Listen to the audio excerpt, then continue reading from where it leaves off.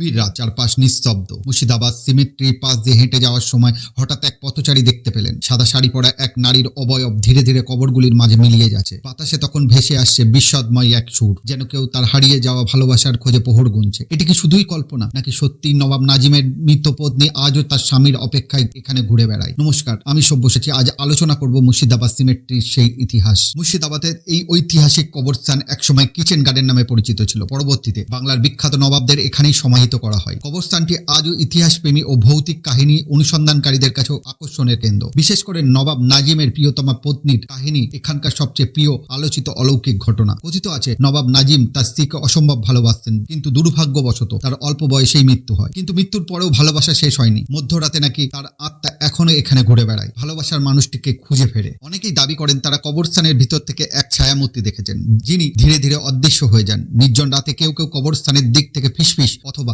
মৃদু কান্নার শব্দ শুনেছেন। যারা ভিতরে প্রবেশ করেছেন তারা অনুভব করেছেন হঠাৎ চারিপাশের তাপমাত্রা কমে গেছে। অনেক সময় রাতের দিকে বাতাসে অদ্ভুত সুগন্ধ ভেসে আসে, যা নাকি নবাবের স্ত্রী তার জীবদ্দশায় ব্যবহার করতেন। কিছু গবেষক মনে করেন এই ঘটনাগুলি মানুষের মনের কল্পনার সৃষ্টি। তবে যারা একবার এই অভিজ্ঞতা লাভ করেছেন তারা আজও বিশ্বাস করেন মুর্শিদাবাদ সিমেট্রির রাতের অন্ধকারে লুকিয়ে আছে এক অতি প্রকৃতিক রহস্য। আপনি কি কখনো সাহস করবেন রাতের বেলা এই কবরস্থানে যাওয়ার, নাকি এই ভালোবাসার আত্মাকে শুধুই এক গল্প ভাববেন?